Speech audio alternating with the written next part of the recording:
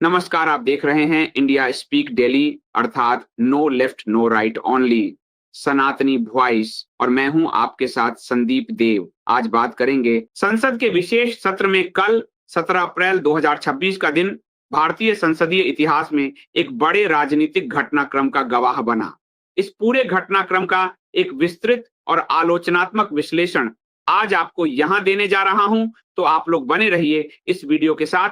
मैं लौटता हूं इस प्रोमो के बाद और फिर बात करेंगे संसद में कल क्या हुआ। और हां, अगर अभी तक आपने वीडियो लाइक, शेयर या सब्सक्राइब नहीं किया तो उसे जरूर कर लें तथा कंटेंट का एक छोटा सा मूल्य 100 रुपए का सब्सक्रिप्शन जरूर भरें ताकि यह व्यवस्था बनी रहे और आपको सत्यनिष्ठ पत्रकारिता मिलती रहे।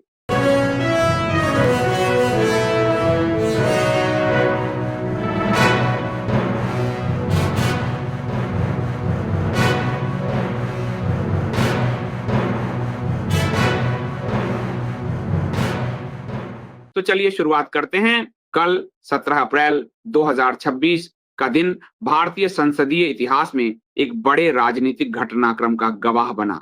मोदी सरकार द्वारा पेश किया गया 131वां संविधान संशोधन विधेयक लोकसभा में गिर गया। यह विधेयक महिला आरक्षण को जल्द लागू करने के नाम पर परिसीमन डिलिमिटेशन की प्रक्रिया को बदलने का प्रयास था। एक मुख्य घटनाक्रम क्या हुआ सदन में। सरकार ने महिला आरक्षण को तुरंत प्रभावी बनाने के तर्क के साथ 131वां संविधान संशोधन विधेयक 2026 पेश किया था।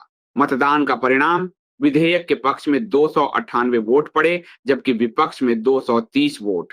हार का कारण, संविधान संशोधन के लिए सदन में उपस्थित और मतदान करने वाले सदस्यों के 2/3 बहुमत, स्पेशल मेजॉरिटी की आवश्यकता होती है। सरकार को कम से कम 352 वोटों की जरूरत थी, लेकिन वह इस आंकड़े से काफी दूर रह गई। नतीजा, विधेयक गिरने के तुरंत बाद सरकार ने इससे जुड़े अन्य 2 बिल, परिसीमन विधेयक 2026 और केंद्र शासित प्रदेश कानून संशोधन विधेयक भी वापस ले लिए।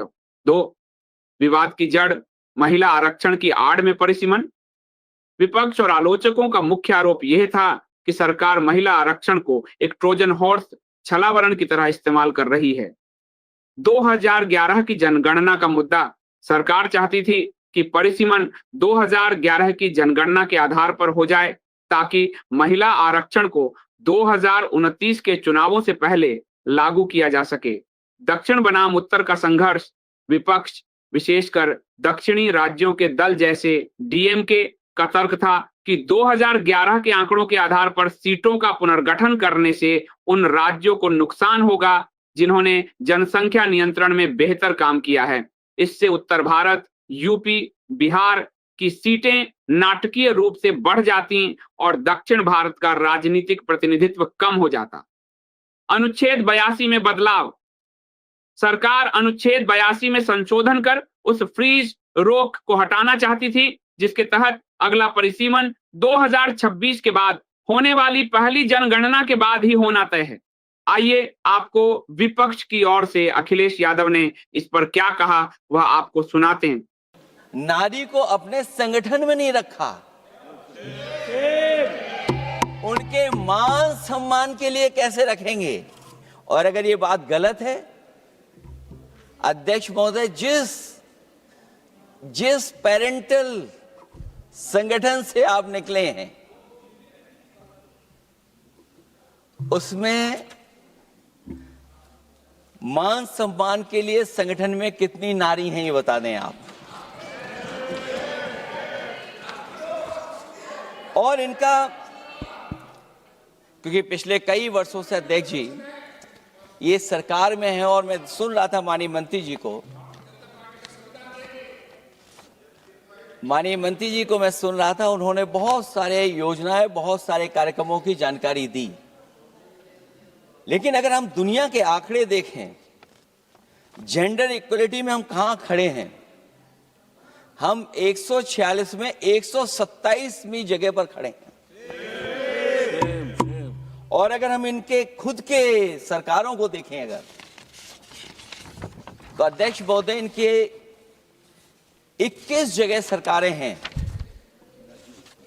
21 जगह यूनियन टेरिटरी और स्टेट मिला करके और सहयोगी दलों के साथ मिलकर के 21 सरकारें इनकी हैं।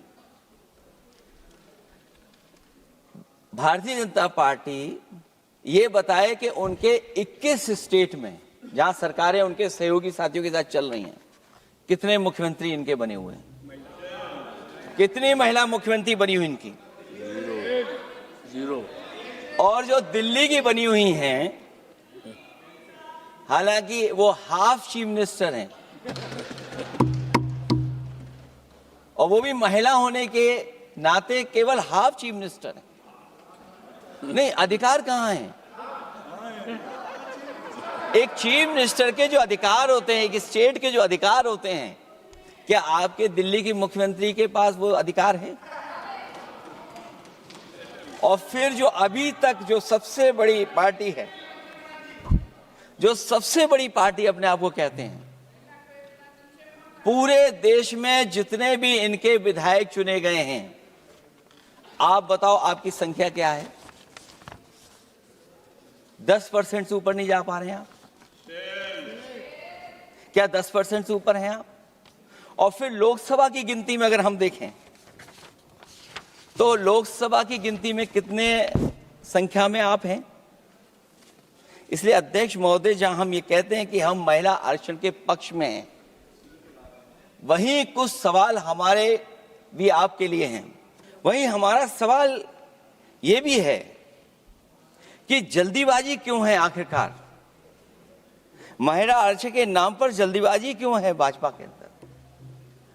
सच तो यह है कि भाजपा जनगणना को टालना चाहती है, और जनगणना को टालने का मतलब है कि जाति जनगणना को टालना चाहते हैं। और जाति जनगणना इसलिए टालना चाहते हैं क्योंकि वो आरक्षण का सवाल उठेगा। जो भाजपा उनके संगी साथी कभी भी देना नहीं चाहते हैं आरक्षण।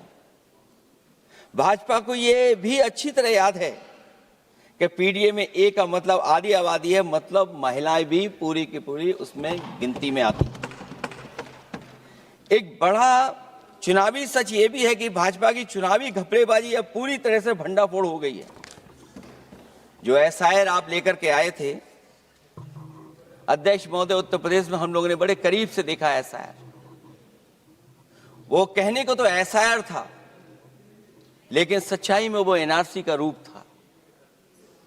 और एसआईआर के मामले में जिस तरीके से वोट काटने का काम शुरू हुआ, मैं बधाई देना चाहता हूं अपने पीडीए प्रहारी और संगठन के लोगों को जिन्होंने वोट बचा लिया।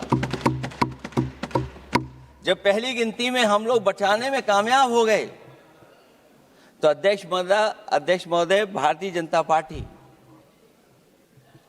फॉर्म 7 को लेकर के आई और फॉर्म 7 उन्होंने ऐसे बांटना शुरू किया, उस घपले को भी हम लोगों ने पकड़ लिया। और जब उस घपले को पकड़ा तो पता लगा फॉर्म 7 बंद हो गया उत्तर प्रदेश में। फॉर्म 7 से कोई वोट काटा नहीं गया। अध्यक्ष महोदय, जो फॉर्म 7 काटने के लिए जिससे दस्तखत कराए थे भारतीय जनता पार्टी ने, उस व्यक्ति को दस्तखत करना भी नहीं आता है।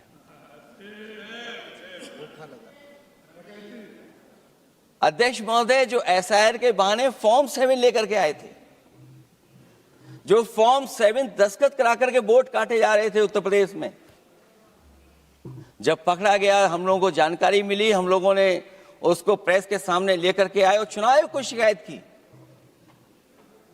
फॉर्म 7 से वोट कटना रुक गया, लेकिन अभी भी उस पर कोई कार्रवाई नहीं की जिसने उसके नकली दस्तखत कराए थे। अध्यक्ष महोदय, इससे तो लगता है कि पूरा का पूरी व्यवस्था जुड़ी हुई है भारतीय जनता पार्टी से।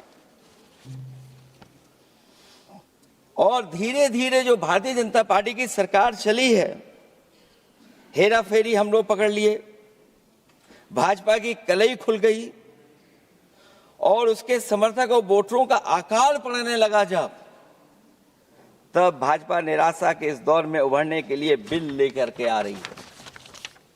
ये भारतीय जनता पार्टी का जो वोट कम हो रहा है, असली लक्ष्य अध्यक्ष महोदय वोट है, सत्ता में रहना है। इसलिए आरक्षण को लेकर के आए हैं। भाजपा की यही राजनीतिक चाल रहती है। जब पुराने लोग ये समझ जाते हैं कि भाजपा किसी की सगी नहीं है, तो हर बार भाजपा कुछ नए लोगों को अपने लुभाने जुमलों में फंसाती है। इस बार भाजपा महिलाओं को लेकर ये पुरानी चाल चल रही है, लेकिन सफल नहीं होगी, क्योंकि सबसे ज्यादा दुखी तो महिलाएं ही हैं। तो आपने सुना उन्होंने जो कहा। अब इसके बाद आपको मोदी जी का वह भाषण भी सुना था, जब वह कहते हैं मैं तो अति पिछड़ा हूं। तो अब आप उन्हीं के मुंह से सुनिए उन्होंने क्या कहा। जो आज विरोध करेंगे उसको लंबे समय तक कीमत चुकानी पड़ेगी, लंबे समय तक कीमत चुकानी पड़ेगी। और इसलिए राजनीतिक समझदारी भी इसी में है कि हम ग्रासरूट लेवल पर महिलाओं की जो पॉलिटिकल लीडरशिप खड़ी हुई है उसको आपने अब कंसीडर करना पड़ेगा। यहां मैंने सुना हमारे मुलायम सिंह जी थे, तब से एक विषय चला रहे हैं, उनके परिवार वाले पे भी चला रहे हैं। आप देश की बहनों पर भरोसा करो ना, उनकी समझदारी पर भरोसा करो। एक बार 33% बहनों को यहां आने दो, आकर के उनको निर्णय करने दो, किसको देना है किसको नहीं देना है, इस वर्ग को देना उस वर्ग को देना, करेंगे वो निर्णय। हम उनके सामर्थ्य पर आशंका क्यों करते भाई? एक बार आने तो दो, उनको आने तो दो। जब आएंगे तो 34 पे, और दूसरा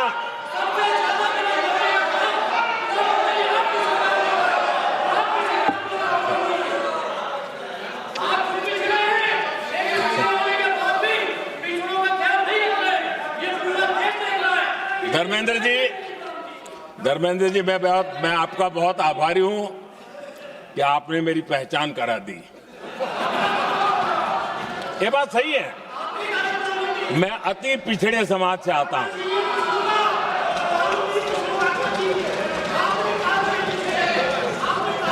धर्मेंद्र जी मैं आपका बहुत आभारी हूं, और अखिलेश जी मेरे मित्र हैं तो कभी कभी मदद कर देते हैं।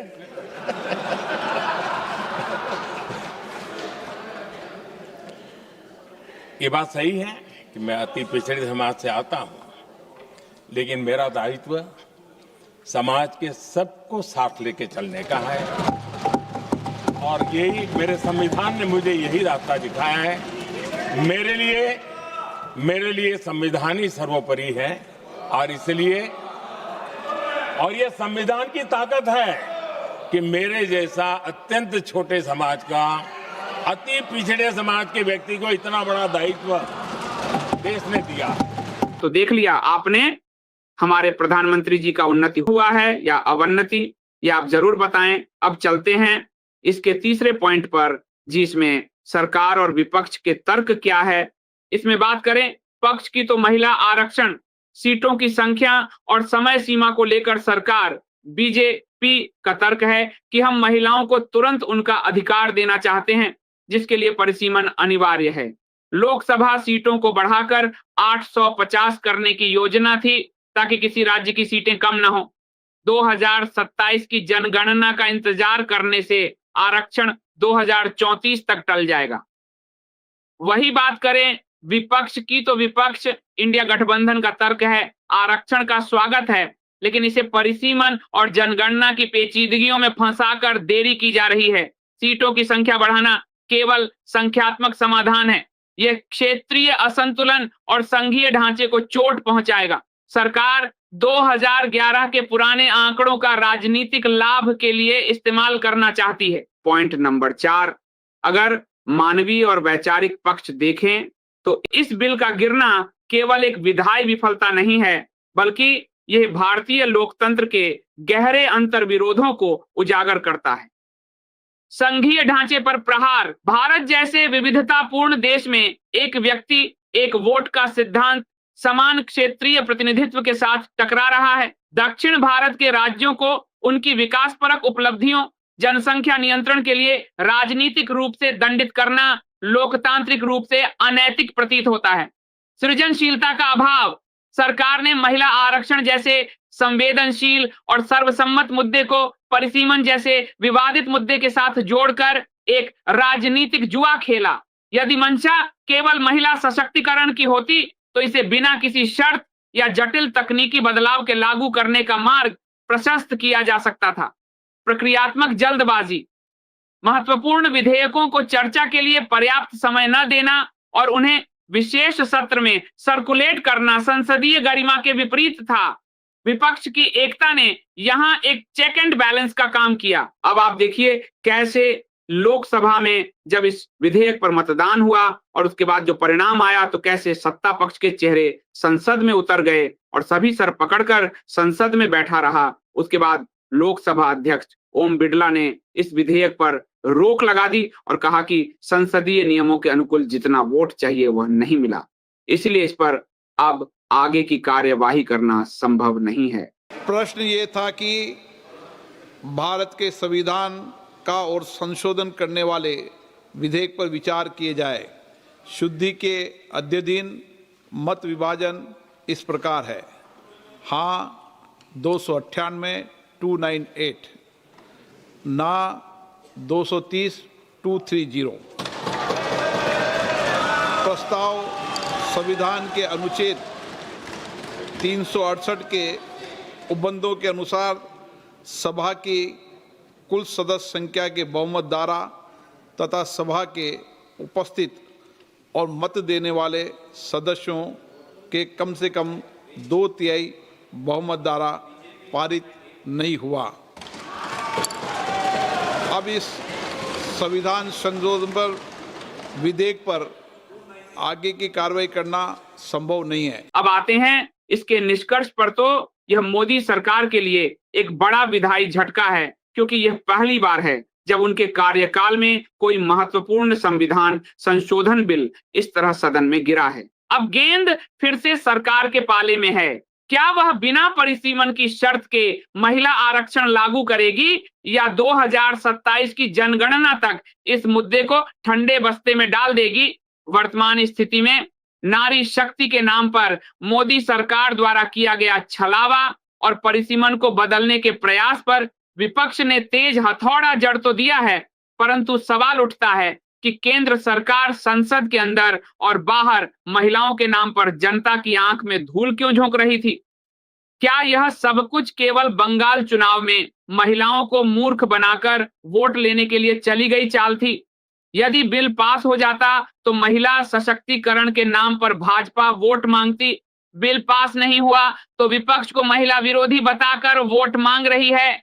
आखिर चुनाव के लिए भाजपा की सरकार संविधान और केंद्र राज्य संबंधों की कितनी बलि लेगी? इस बिल के जरिए उत्तर दक्षिण भारत का संघर्ष को भी वह बंगाल चुनाव के लिए उत्पन्न करने की कोशिश में जुटी थी। आखिर भाजपा सत्ता में रहकर देश को और कितना बटेगी? सबसे बड़ा सवाल और खतरा यही है। अभी के लिए फिलहाल इतना ही। बहुत बहुत धन्यवाद। और हाँ, आज रात्र 8:30 पर फिर से प्रधानमंत्री देश की जनता को संबोधित करने वाले हैं, जो आपको इंडिया स्पीक डेली पर लाइव दिया जाएगा, तो आप लोगों जरूर देखें। धन्यवाद।